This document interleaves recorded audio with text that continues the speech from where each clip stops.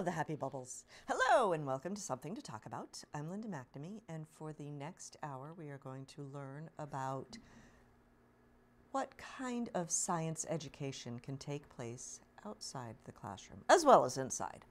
But before you meet my wonderful guest for this evening, I would like to invite you to, how about give us a call? You can give us a call, 781-270-9199. I always forget the number, but it's on your screen right now. Or if you think of a question for later on or a suggestion for a future topic, you can always email me at talk@bcattv.org. I would like to thank the crew for this evening. Chris Flaherty is the staff member here, making sure that us volunteers stay in line, do what we're supposed to do, and not set the place on fire, which is always a good thing. Colleen Moore and Liz Gillespie are with me this evening, and I would like to wish Jolie Atwood a happy belated birthday. So Jolie is also here this evening, and Colleen, Jolie, and Liz are faithful, giving up every Wednesday evening to come hang out at BCAT and help me out, so I thank you. And last but definitely not least, I would like to thank my husband Paul for staying home for Daddy Date Night. Hope dance class was fun, and I hope homework is done, and I will see you in a little while. And now, all the administrative stuff aside, I would like to introduce my wonderful guest for this evening, Sean Musselman, who is a science specialist. That's right. That is like the coolest title. I agree. Did you get to pick it? I didn't. Just came with the contract. Well, that works. I'm like science educator, so science specialist. Well, thank you for joining me. Yeah, it's my pleasure. I'm really excited to finally officially meet you, because I see you, at trivia night, or I see you at the science night at the schools, and it's like hear all about you. And yeah, I think when my daughter was in kindergarten, you were doing some kind of winter experiment with snow melting and the different volume levels. And that was probably the Snowmageddon year. I think that was the Snowmageddon year. Yeah, we had to think quick with all the school days that were going and all missing. the chicks were ready to hatch. Oh, yeah. And nobody was in school. And yes, my partner Wendy Pavlicek was very much on edge that year for sure. I wonder why. Anyway, thank you for joining me. Before we get into what a science specialist actually does, can you tell me and our viewers a little bit about yourself, where you grew up, how you came to the Burlington area, and why you wanted to become a science specialist, assuming you wanted to, and how you got involved in the Burlington Science Center? Yeah, sure. So, for starters, I grew up in Melrose, Massachusetts. So you're local. Local guy. I graduated from the University of Massachusetts Amherst with a geology degree, earth science degree, and while I was there, I definitely started to point myself towards a career in science education. I think that had a lot to do with the fact that back in high school, a lot of my jobs were kid-related. I was a swim instructor at our YMCA. I did a lot of summer camps, summer programming, babysitting, a lot of kid-related stuff. And you're kind of limited in the career fields that you could go into with a geology major. That's actually surprisingly, it's Not wider true? than you would think. Oh, There's a lot of cool. work out there besides all of the energy that's out there. Geology and sort of those kinds of roles, cartography, if we think of a broader area, they can do well. Cool, in a variety of things. But you're right, generally people think geology, rocks for jocks is the term that comes in. But only at UMass. Yeah, but for me, geology, I took a geology earth systems track. So along with the geology learning, we were also doing courses on meteorology, astronomy, sort of paleontology, evolution. So really looking at how organisms changed over geologic time. There was a broader range along with your standard biology, chemistry. So yeah, and I mean that's really why I picked that major, is because I knew as someone who wanted to teach science, I wasn't exactly sure where I was going to land in terms of a specific topic, but I knew that would give me a really strong foundation. Cool. And so as it was, when I graduated, I quickly got a job as an earth space science teacher in the Reading Public Schools. Cool. In the Earth 8th space grade. science. That sounds really cool. Yeah, right up my alley too. Like astronaut type stuff. So that I was an 8th grade teacher there for 5 years, and during that time I earned my master's in science education through Cambridge College. Now at the time, Cambridge College was run or was running classes out of the Burlington Science Center, which is just behind your it is your right studio over here, is it literally. Yeah, it is right over there. Okay. And trying to orient myself, going okay. Yeah. So my predecessor, John Papadonis, was the director of the program for Cambridge College and the Science Center at the time.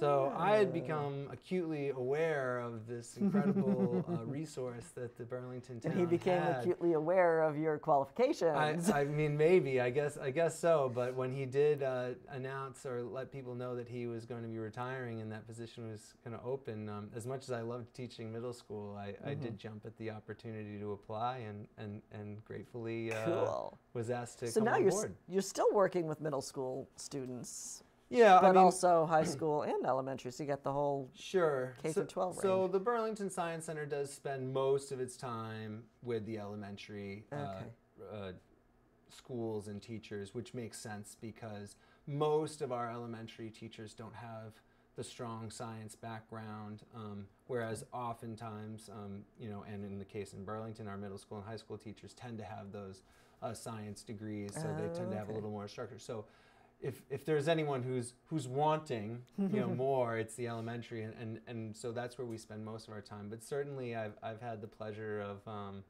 over the past few years making a number of different inroads with the middle school and to some extent our high school teachers as well, which has been a great pleasure. Cool. Now, when I first emailed you, you responded, and I was very, very grateful for that. Sure. But you had mentioned that you took some of your students to Costa Rica before coming here. Sure. Tell me about that. I mean, that doesn't sound like your average middle school field trip. So I didn't really think so either, and I don't think it is average, but while I was teaching at the Parker Middle School in Reading, I attended my first ever NSTA, or National Science Teachers Association's conference. It was being held in Boston, and very convenient. And as I was walking through some of the exhibitor spaces, there were, of course, a few that were sort of, promoting these kinds of tours, and I walked by laughing like, yeah, right, like I'm not taking middle schoolers anyway. They said, oh no, wait, like no, we have programs for that, and I was okay, and kind of went back to my let's take them halfway around the world. Took it back to my school, and I pitched it to my good friend Nora Connolly, who was a librarian there, and who's now a librarian, I think, in the Somerville or Cambridge schools. But I said, "Oh, what do you think of this?" Like, and the next day, were you like serious, or were you just like kind of joking? Well, I loved the idea, but I was like, I don't know, like, what do you think of it? And the next maybe 2 days later, she had sort of 3 different, like, hey, I think we can do this. These are some things to go down. Wow. And really, the rest is history. I think the following year, after convincing a lot of different people right up the chain that this was going to be not only a good idea but a safe idea. Okay. We brought somewhere around I think it was 23 kids the first year. Wow. Okay. And it was year. Always, so does that mean there were more years? Yeah, there were 3 years. Oh, we did 3 years of the trip, and every year was a little bit different. But and I would say every year got a little bit better because we were able to really learn as we went. How to tune the trip to exactly what we wanted. Because what we wanted to avoid was maybe your sort of stock trip. We really wanted to hone in on the sustainability ideas, the ecosystems, the conservation. So what did you do over there? Did you just like tour, or did you like participate in some kind of project? Yeah, so there was a lot of different things that we did, but again, with the bend that we were talking about, besides, like, of course, there was always like a whitewater rafting trip that the kids loved, or a zip lining trip. Those were 2 of our like the real fun, like gotcha on the fly. Probably not bungee jumping would be a good idea. But the things that I really got excited about and bringing to them was, like, we went to a sustainability sort of farm, which really explored how they were farm to table. Okay. Yep. Everything they were feeding us on that given day was grown right there. They had these different tilapia farms going on, all the different crops that they were harvesting,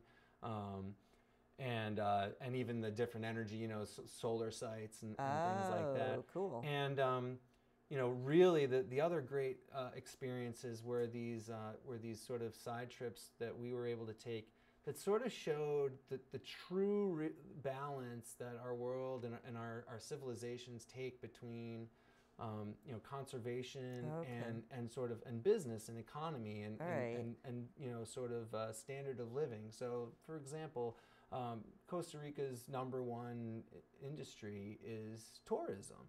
And so, there's a lot of tour businesses related, like, going to animal refugee or rehab centers. So there's a whole pitch of like, oh, these animals can go at any time. We have these like spaces where they can return to their wildlife once they've been rehabbed. But at the end of the day, these animals aren't stupid. They're being fed there. They're definitely being to some level domesticated. On the third year, we went on this great trip to the Rio Tarcoles, and Tarcoles is Tico for crocodile. And so you can imagine what's going on here. We're going down a little ferry boat. We're looking at crocodiles, and crocodiles are swimming right up because they know that one or two of the guys are going to feed the Although gator. In Florida, it's illegal to feed alligators. Right, there are some not in different Costa laws Rica. there because and because they know there are whole economies, communities being built on these opportunities to bring tourists there. So every night we would have an opportunity to debrief with our kids about this dynamic and to really talk about the experience. I don't feed the gators, but really the outer balance is like what else would these folks do if this economy weren't there? Like, what would they need to do if they wanted to live in this space, and et cetera? So, I really thought and think to this day that bringing our 8th grader, those kids at that age where they're extra formative in terms of what they're pursuing and their interests are. Bringing kids at that age, while risky, so to say, just because they are still very immature in some ways, and we did have times when we had to sort of, be very brusque about, roping them back in, but really powerful experiences that I think, when we think about conversations and decisions that they're going to need to make as they grow older in our world, I thought it was a great way to present a foundation in a really exciting place. And not to mention, I got to go to Costa Rica. Yeah, exactly. Three times. Wow. So, one passport, don't have to renew. Pretty much. Now, you had mentioned also solar power and everything. Now, in addition to the juxtaposition of economy versus conservation, did you also go into solar and wind and other power? So wherever we went, wherever you'd go, you'd kind of explore whatever it was that was going on. So at least in Costa Rica, solar power is very present. They have a lot of different farms. They're smaller grids and connections. Their metropolitan cities still require different kinds of fuels, but they are a very green-centric sort of country and an outlier when it comes to much of the rest of Central America. Oh, cool. But again, that's sort of part of their pitch. That's their country is banking on this sort of green tourism, green business. So it behooves them to be as sustainable, futuristic, clean as possible. And not to mention the fact that they do have some of the most pristine and yet also delicate ecosystems. Like they're also really tending to the realities of their place that without, really being thoughtful and taking care of what they have, they could very easily lose, some what they consider, their crown jewels. If you will. Cool. yeah, very cool. It was a great experience. Thinking about introducing a program like that to Burlington? You know, it's funny. Even no pressure. I think, at least personally, I think it was a time when I was in my late 20s and no children. It's a little bit of a different it's a little bit different. We would do those trips over April vacation these days. And so these days it's a little different, but it's the type of thing that if other teachers were interested, I would certainly be willing to support them in different ways in terms of getting it off board. You also have to think about your lifestyle and your environment. Mrs. Musselman might not be very happy if you take a bunch of kids to Costa Rica for a week instead of staying home. Well, Mrs. Musselman... or she would go. Mrs. Musselman would go. Mrs. Musselman I met Mrs. Musselman on my third and final trip. It was a week before. Cool. It was the week before I had my interview for Burlington. Okay. And one of my chaperones backed out about a month before. Okay. And my principal was like, well, you should take Oriana. She's new. She's on the 6th grade wing, but she did some mission work and she knows some Spanish. She's got a valid passport. She's single and she has a valid passport. And she's single. She's not doing anything. And she's single. And that's right. Yeah, that is right. He probably was trying to do a little fixing as well. And but yeah, so it is maybe a sort of fairy tale in that, right? Of we met in Costa Rica, we like to say, without providing much more context, and everyone wonders. I love it. Sure. Okay, now you mentioned that this trip you found out through the National Science Teachers Association. Mm-hmm. Can you tell me more about that organization? Is it just for like specialists like you that do not work full-time in a structured classroom? Or is it like...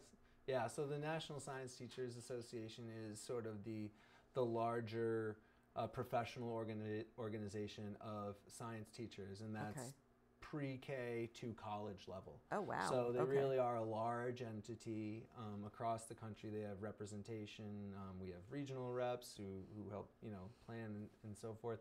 Now, do they do like curriculum development and curriculum implementation, or is it just not so much of their own? Their primary focus is professional development. So the way that I got involved with the NSTA was through applying for being a part of their new Science Teachers Academy when I was really young, which got me free registration to the Boston trip and connections with a mentor and blah, blah, blah. Okay. And that for me was actually really powerful because it started me early on connected to this professional resource, which was sharing a lot of professional development, resources connected to curriculum and instruction, best practice strategies, etc. And the NSTA has ended up being a bigger part of my life over these past few years. Yeah, we at some point I got connected with one of their program directors who was developing professional development around what is called the Next Generation Science Standards, which was a... What's that? I'm sorry? What is that? What is that? Yes, so the Next Generation Science Standards are often referred to in the business, if you will, as the NGSS.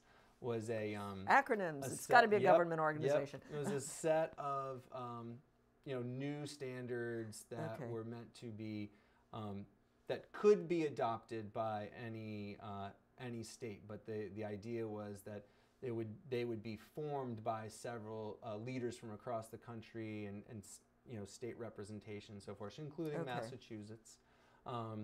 And so they were looking for people who were going to be resource identifiers, sort of vetters, and I got involved in that. And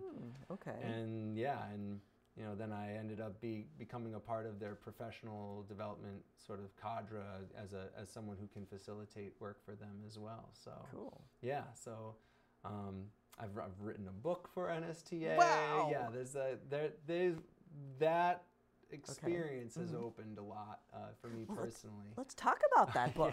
Why not? Yeah. So, and then I want to go more into curriculum. But tell me about your book. I think they are sort of interconnected. This whole story is interconnected. So the NSTA knew that Wendy and I were doing some work around curriculum development, and we're Okay, also that was 2 years ago? this was maybe, well, at that point it was probably 3 years ago. Okay, But so just recent. But okay. yeah, but in the Relatively recent history, you know, Okay. it's all relative. But we were they were starting a series of new ebooks that were meant to be aimed at elementary readers. So, okay. So yeah, so ebooks being more interactive in nature, very media rich, some different kinds of formative assessments built in, you know, little quizzes and such that kids could take along the way to make sure they're understanding. You know, comprehension or just yeah, well, certainly. So that was a big part. I'm just remembering my kids reading, I don't even remember what app it was, but like the book would read and like the karaoke style, or the child could read, and then there were like comprehension questions at the end. Absolutely. Okay. So it has settings like that. Okay. But also these sorts of little formative assessments that feed to a teacher platform that is able to sort of see how kids are you know, moving along and such. So kind of trying to be, you know, more than just a reader, but some sort of vehicle for a little more interactive. for some of the curriculum. Yeah, and I had done a lot of work in that year prior to sort of them putting out a call for authors around our first year of curriculum development here in Burlington, and I had just finished a whole lot of work around a Burlington weather and climate unit, and I thought, you know, this could be good, and I sort of pitched a couple, what do they call it, like concept pages. And the next thing I know, I was getting a request for me to write a book, which was really different. Not something I ever anticipated to do. Be in my life, but yeah, and so it's out there now. No, how did you like? Did you have to work with other curriculum developers or other science specialists? When it came to authoring that book, like the content and the writing was on me. The folks I had to really sort of work with were the NSTA art people, and the ones who were trying to make sure you get the right pictures in there, and when you talk about cumulus clouds, make sure they don't have cirrus clouds. Right. Yeah. Whatever. Exactly. All those sort of details had to be worked out, and that was, I mean, a really eye-opening experience for me in terms of the role of authors, editors, you know, what goes into some of these different kind of maybe more polished multimedia, you know, digital works. Yeah, it was really powerful. Now this was an ebook. Is it possible to get like a print version of it at some point, or is it strictly? It is, and this is hard for me to translate. Not that my father or other family members are Luddites, but this is really a tough thing for them to grasp. It's like, why haven't I seen the book? I'm like, well, I can show it to you. Well, I on just the wasn't iPad, sure if it was. It's not really translatable. No, that's right, because so much of it is interactive. There's so many places where a student might press a little pop-up to learn more about something, or a graph that they can sort of manipulate. It just, a lot of those features would not translate on paper. So it's something that I still to this day sort of struggle with. Like, oh, can I see it? It's like, well, you can. Yeah, here's the URL. We need a login and blah blah blah. And they're like, oh, why can't you just hand it to me? So doesn't quite work that way. That's right. Now you did bring a prop that had like weather stuff. I did. So this is one. You know, so. You know, this is this related to the book at all? I know it's not very much. Obviously. So one of the things that I think caught NSTA's attention about my book, and really is foundational to some of the work that Wendy and I did early on with our curriculum, was trying to take data that was out there and make it usable for the kids at a specific grade level that we were at. So, for example, our Massachusetts standards, which ended up being pretty close but written differently than the next generation science standards, it slapped weather and climate as a unit to be at third grade. So, you know, third graders are largely at that age, under their math standards, really being introduced for the first time to to bar graphs, you know, really simple, straightforward bar graphs. But any data sets that you would find online about climate that you might ask students to look at would always have decimals. They might be using Celsius, which is unfamiliar to at least our students. And so, you know, they presented challenges for third graders in terms of accessibility. So one of the big things that I did under sort of my goal of trying to work a third grade weather and climate unit was take climate data and boil it down to graphs that would be readable for our students. So, you know, for example, students at a third grade level. Exactly. So, for example, you know, temperature charts are usually shown on these big, you know, these sort of scaling up and down, you know, with the change in the summer and the winter. And there are these line graphs that our kids are not super familiar with. Remember, we were talking about bar graphs earlier. Yeah, exactly. But, you know, so to be fair to them, we labeled every data point under every month, you know, with the actual number that they could read. And we also labeled for them this sort of blue section here around, you know, where is the water, the freezing temperature? So they could start making predictions about when it might be a more snowy time of year or not. And then with things like I see a bar graph. Yeah, so we got lots more bar graphs. So another type of graph that our elementary students are very familiar with are pictographs. You never find a climate pictograph anywhere. I don't even think I know what a pictograph is. So pictographs are graphs that use pictures to represent a certain value. And so we use this. So you have little suns for sunlight. So for bright sunshine, yeah. So this is really showing an average of how many hours of bright sunshine, which is actually a measured data point of, you know, sun that is unobstructed by clouds. So we were showing them with suns. So if it's a cloudy day, So I wasn't sure if it was like sunrise to sunset. Yeah, no, or it's like, it's actual. Is it a cloudy is it day. a cloudier climate, or is it a sun, you know, a big scorching climate? And of course, you know, your standard bar graphs too. And then we even took data, you know, numbers for data about precipitation and averages of snowfall, rounded it to whole numbers, you know, so that if the students then wanted to create their own graphs, they would have a data set that would be able to be done. And we did that for not just for Burlington, which we ended up using the data from Hanscom Air Force Base, because that's, you need good, you know, great weather stations that collect all this data historically to have a good set.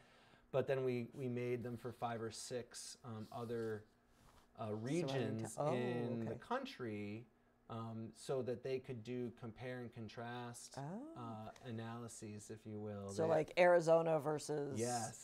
Yes. Arizona probably didn't have as much, you know, snowfall as... right. You know, big, bright sunshine, high temperatures, and the kids immediately recognize that from the data sets, which is really music. The pictographs. Music to me, yeah. And so, and a lot of our kids, so much of the work that our students do in terms of writing, weather and climate unit is also tied to their writing program. And so they're writing about, you know, it's under the context of your family is moving to a new place. What do you need to know about the climate to be prepared for that? And they also learn a little bit about one of the weather hazards that is associated with that. So for Phoenix, for example, which is one of our cities, we have a big picture. Just randomly pulled that. Yeah, big picture of a sandstorm, because those occasionally come through. They're big windstorms that you need to be prepared for, that people from Burlington would have no idea what to do about that. So the work here in Burlington was very much, you know, sort of in the back of my mind as I went and tried to create this more national. So this was this through NSTA as well? No. So the work that Wendy and I have been doing for the past 5 years around our curriculum, talk about that too, is really about us, about Burlington, about what you know we want our kids to be able to learn about and explore through the heart of the standards, if you will. And we've been this is year 5 of a 5-year program, a 5-year sort of work and rollout, if you will. Okay. So can we like back up a little bit on this? Absolutely. Okay. So you and Wendy redid the science curriculum for Burlington? Yeah. So when we started this, which was 5 years ago, 2014, right, if I'm doing my math right, you know, the state was really sort of telegraphing to the entire Commonwealth. You know, our standards are changing. They're going to look a little bit like this. Okay, so they did kind of give you a guideline. Yeah. Okay. When it comes to curriculum shifts, there's a lot of reasons for why a district might change its curriculum. But one of the strongest impetus, if you will, for change is when standards change. And you look at your current curriculum and you say, this is not going to work. This is not going to fit. It doesn't meet the mark. And so, you know, Wendy and I, you know, kind of critically sort of said, knowing it was easy because the new standards were significantly different in terms of science standards and the way they've been written. Traditionally, science standards have been written as terms of what is the scientific content that students should have sort of synthesized at this sort of age. But our new standards have now brought in the idea of scientific and engineering practices. So what is it? Was this like a Massachusetts standard or a national standard? So our Massachusetts standards broadly reflect those next generation science standards. We have some tweaks or some differences because Massachusetts, like many states, likes to sort of exert its own local control. Understood. But much like the next generation science standards, our standards now have this practice. And next generation are national. That's right. But what's was I think wise and has been very helpful to Wendy and I over the years is that the elementary standards kept very much the same and intact, and that was intentional, knowing that there's less attention to elementary science. There's less time typically spent on it in classrooms. There are less curriculum, less curricular activities and lessons out there in a lot of schools and districts, and you know, the teachers are largely left to like figure it out on their own. So for us, we knew we had to make a change, and we sort of laid out a 5-year plan. We brought it up to Dr. Conti and Patrick Larkin, said, "Hey, and let's do this." They were like, "All right, you know, this seems reasonable. Let's go at it." And it's been a great labor. We've had wonderful input from our teachers over the years, both in helping sort of craft and shape, you know, what the units were going to look like, to piloting some of those different lessons and units with their kids to make sure they were going to work, and tweaking them and finding the appropriate readers that might accompany this sort of learning. Like, there's been a tremendous amount of work, and by no means just from Wendy and I. And but you know, here we are in year 5. We're just wrapping up our last sort of professional development experiences with our teachers, and so like each year it's a different unit or just a different grade, or So one of the reasons it was a 5-year program, if you will, is that we decided early on that we were not going to overburden our teachers by flipping the switch, if you will, on them all everything's in 1 year. changing. So our first 2 years were really about professional development in terms of what are the sort of instructional shifts to expect, you know, how to sort of approach some of our new science lessons, as well as drafting that first unit that rolled out. And then over the past 3 years, we've been sort of asynchronously rolling out a unit at each, from K to 5, each grade level is at one new unit each year. Are and they at the same pretty much time, like the same subject, or they? They all. I don't know how it works. I don't have They all sort of roll on Okay. each other in terms of progression. Because I'm just wondering, like a weather and climate Yeah. So is, a perfect example. this year's, Right. and okay. A perfect example would be weather and climate. So weather and climate in terms of those core science ideas, they get a introduction to that at kindergarten. Okay. Where they Look outside the observe window. the weather. Yep. They look at a thermometer. What's the weather? Yep. What's the weather? Exactly. And they have that experience, but then in the third grade, the idea is that they're building on some foundational understanding to then explore, hey, we're going to explore climate, as these sort of usual patterns in weather. And you can go up the ladder with any science topic. Matter gets explored at kindergarten with melting and freezing, then second the popsicle grade. Yes, the popsicle yeah. thing. The second that's I remember the popsicle Protect thing. the Popsicle Challenge for those at home who are wondering about the popsicle thing. Second grade has a much larger unit on solids and liquids, and then at the grade 5 level, they're learning about matter as particles of gas and liquid and solid, and trying to model what that looks like from a really zoomed in lens. I don't even know if I know how to do that. So that they can be prepared for the experiences that they're going to have at middle school and then at high school. So they do that for every unit. Wow. Okay.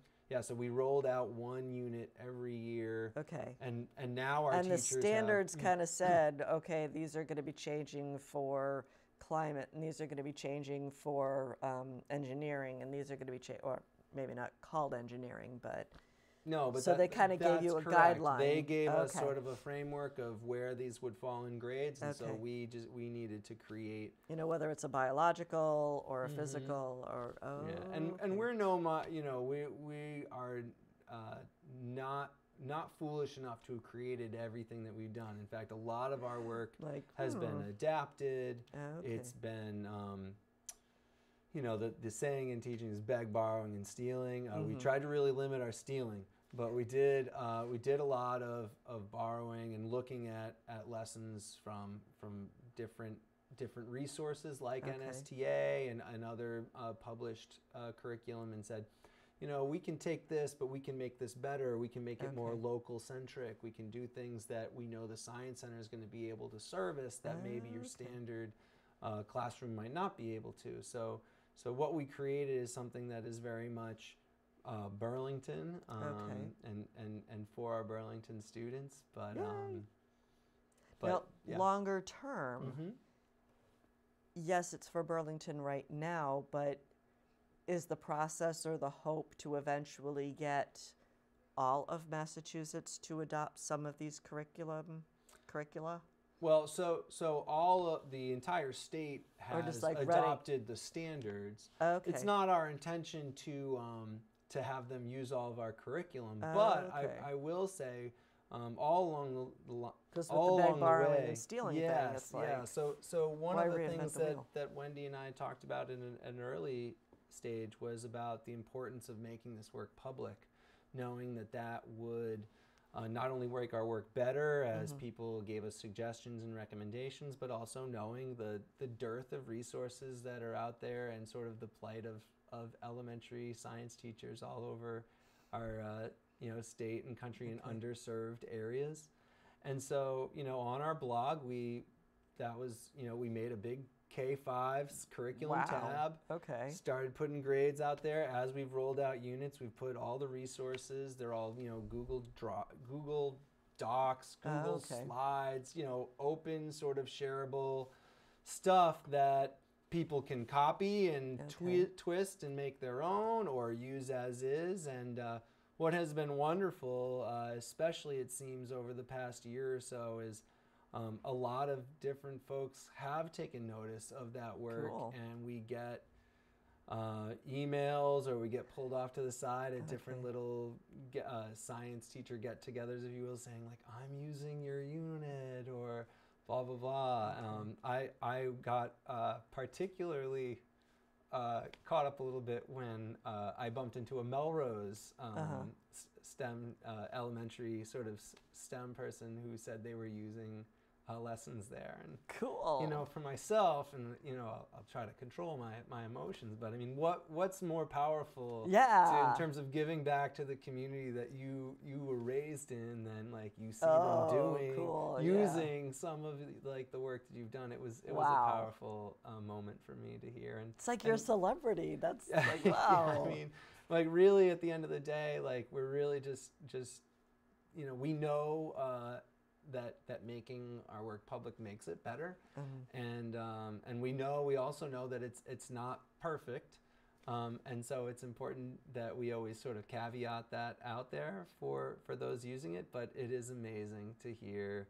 I mean, we've had folks from not many communities in Massachusetts, but across the country as well, reach out to us, letting us know they're using our stuff, which is wild, just wild. Okay, now, with all this curriculum, and we talked about, you know, the little popsicle challenge, but, you know, I keep thinking of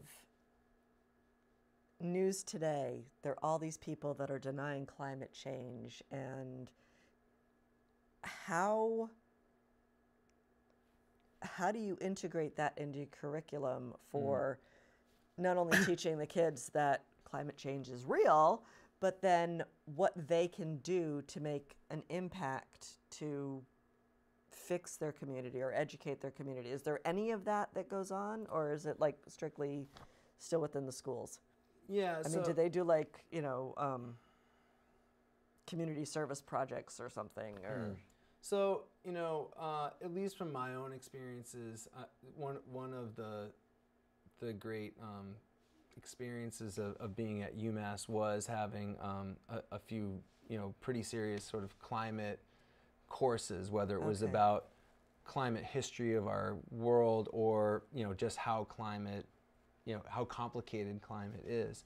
And it's no surprise that a lot of people get tripped up in the science of it.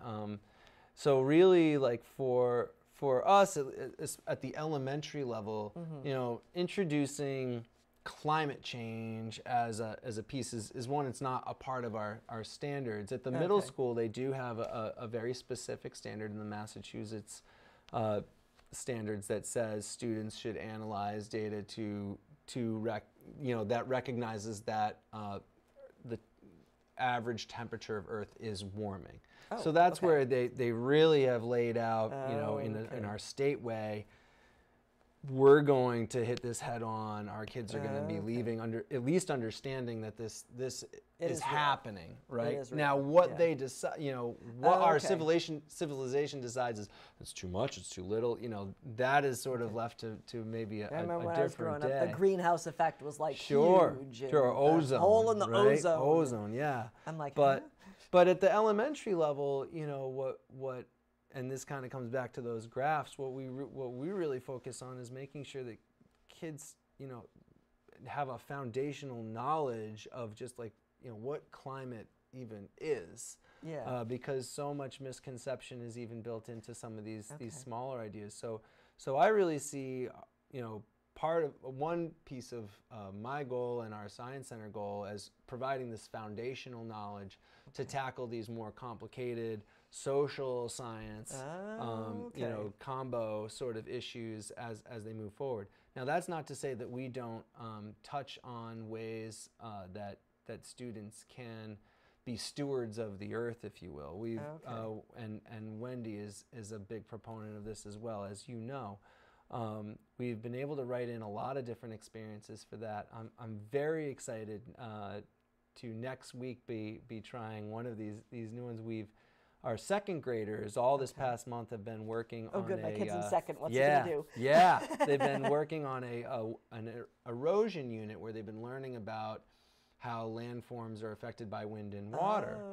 Next week we are bringing, starting next week and into the week after, we're bringing kids up to Plum Island, you know, Joppa Flats, Mass Audubon I'm going on that field trip. Woohoo! Yep. Okay, so that's what and it's they about. are going to be up there.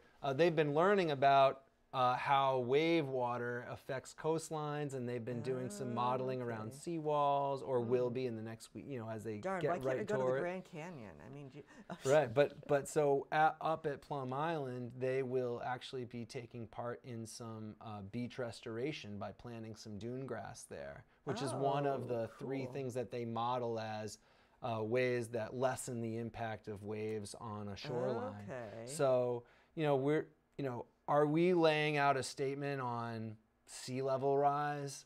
No. But are we sort of introducing an idea of like, hey, humans and nature have this constant tug of war. We affect nature, nature affects us.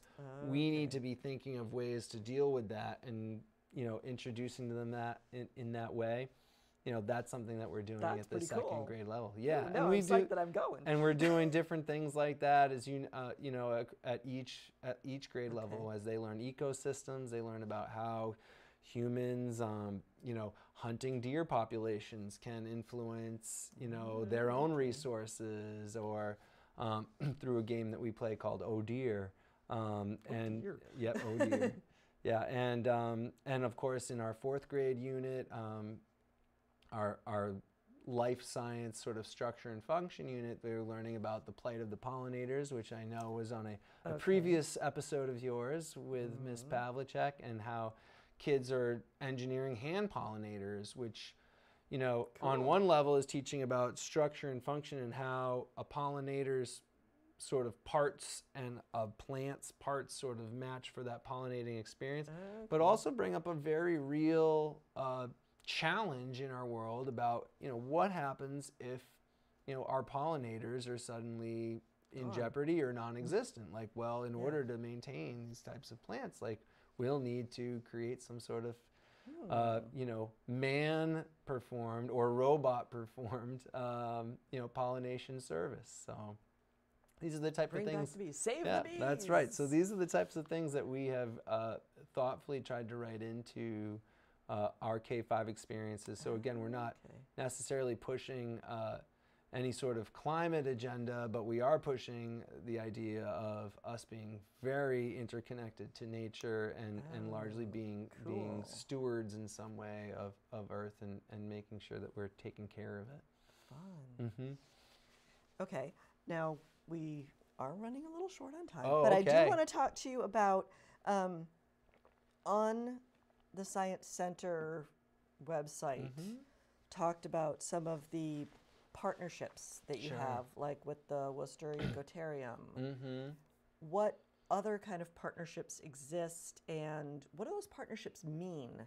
I mean, is it discount field trips or curriculum, or yeah, what do they mean? So some have been smaller sort of one-offs, and others are more sustained. So the Worcester Ecotarium, for example, is a part of our second grade habitats experience, where kids are designing a new animal enclosure for the Ecotarium.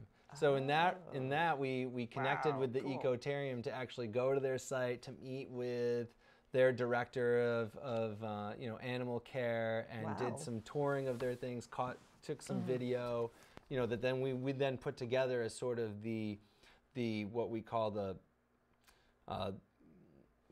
phenomena that was being sort of focused on.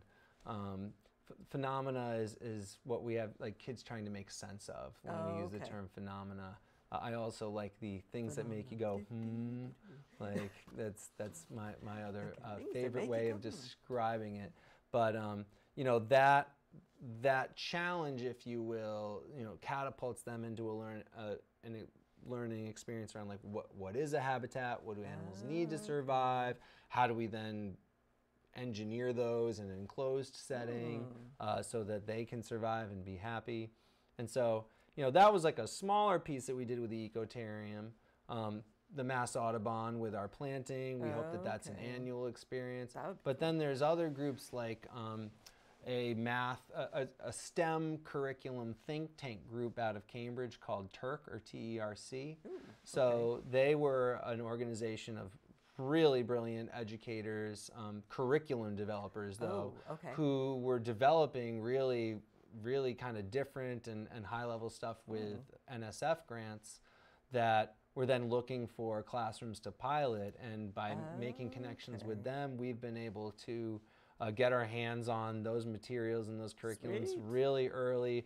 We were a part of the process in terms of helping them develop that work, like what worked, what didn't. We've now rolled that out as a part of our, a curriculum that we've adapted to meet our timelines and goals in the 4th grade. But we've even used some of the frameworks of their focus on energy unit to then to be used on the 5th grade, which they are obviously thrilled about, and we continue to have conversations with them about how that's going. So that relationship has been more of a give and take, where we've been very fortunate to get a lot of their curriculum, which is also now open and free, but at the time was just being piloted in smaller places, and including our Pine Glen school at the time. And so, those kinds of relationships have been exceptional and in terms of moving our curriculum and our students forward. Now, you had mentioned that your curriculum the standards have changed, and you've rolled out something over the past 5 years. Where would you like to see the next 5 years go? Whether it's with the partnerships or with curriculum development or whatever. Sure. So I think that the next 5 years are very different 5 years, but it's also really important work. So we've been so busy really rolling out these new units to meet these new standards that we haven't been able to really do the diligence of really formally assessing how effective these units are. We've gotten a lot of great anecdotal data, but in terms of looking at really looking hard at student work and of course the ever-present MCAS sort of data.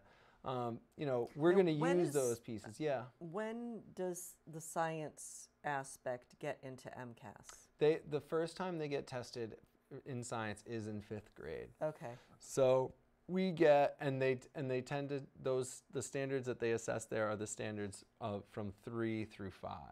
Okay. So, our 5th grade teachers always sort of feel the burden for whatever reason, but the reality is that, the standards they're teaching are assessing are through 3 through 5, and as I mentioned earlier, those standards we can't really tend to without the foundational learning that happens at K2. So that's why we make sure that science is tended to across our entire K5 grade levels, because we know how important it is that we don't just try to shoot them in the arm on 5th grade. But that being said, so we have some really good work ahead of us in terms of seeing what has been working, what needs to be tweaked. Analytical? Analytical, but also continuing to offer professional development for our teachers, both in terms of instructional pedagogy and also content. There's a lot of research out there that shows very clearly that teachers that have strong backgrounds in both practice, instructional practice, and the content have students who perform much better. And that really comes down to their ability to quickly tease out what kind of misconceptions kids have around the scientific understanding. Oh, that would be fun. Knowing the right kinds of questions to ask that will push those kids to their sort of own uncoverings of what is going on. And so that's really at our focus. And we'll continue to be focused at the elementary level.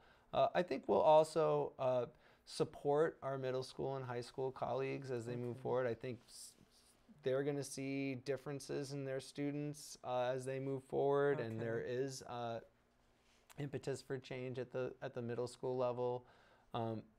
Now that is sort of stronger than ever, and I know that they're making efforts to think hard about how they're going to make changes there, and so we'll be able to give them information about what students are coming in with, and also give them some feedback on how to go about doing their own work with some of the missteps, if you will, and success stories that we've had in our own paths. So. Now, how often do the standards change? I mean, we talked about the standards changing in the elementary grades. Will they be changing? Like, hopefully as not. they roll? Hopefully not too much change.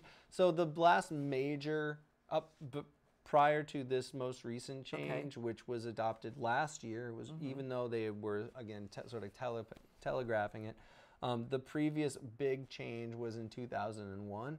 Okay. So we've really had a So good 15, 20 year change there. They did some minor tweaks in 2006.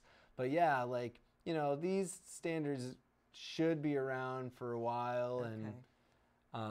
And you know, standards do change as our, they kind of need right, to. as our you know, as the research body comes out and learns more about what students need, or you know, need more or less of, and we'll be ready for that when the time comes, but hopefully it won't be too soon. You know, I'm just thinking, you know, with computers and smartphones and everything, it's like, okay, as soon as you walk out of the door, it's obsolete because technology is changing so fast. So technology is science. So how often does that have to be? Sure. Well, so one sort of distinguishing line, and Dr. Conti has been really big about this across the state, but and sort of advocating it for here as well, is newer computer science standards, which have recently been sort of elevated at our state level. They're not required yet, but they're certainly getting a lot of exposure. Okay, not required. Yeah. That's kind of scary. Well, you know, because they, you know, if you start requiring, when we say requiring it, it means, you know, is there going to be another MCAS? And I don't think anyone wants one of those. That I think our state is really, you know, starting to push back on that. But you know, in terms of teaching computer science, digital literacy skills, that's a big thing moving forward. And you know, the Science Center will be there to support. I've had a lot of involvement over the last few years bringing up the robotics program, but robotics and programming is really just one small piece of those computer science standards. And a lot of them aren't even necessarily digital at the elementary age. It's more about like sort of thinking, like logic thinking, flowcharts and such. And safety, like how are we safe, and how are we mindful about ourselves and our privacy online. So those are new things that I think the Science Center will play some role in supporting. That's ultimately what we're about. You know, as much as we've done a lot of creating here. You know, our number one role, I think, in Burlington is about supporting our teachers and supporting our students in their efforts, and making sure that you know, they do the best that they can every day. And so, and that's what I love doing. All right, and we're out of time. So thank you so much. I really enjoyed our conversation, and I think we're going to have a sequel at some point. But thank you so much. And congratulations to you. There's a right. nice floral arrangement here. Episodes. Yeah. So thank you. So an honor for me as well. And I would like to thank everyone at home for tuning in this evening. I hope you enjoyed our conversation. And thank you for supporting Something to Talk About for the past 150 episodes. I've had a blast, and I hope to have at least another 150. So thank you for tuning in, and I will see you around town. Good night.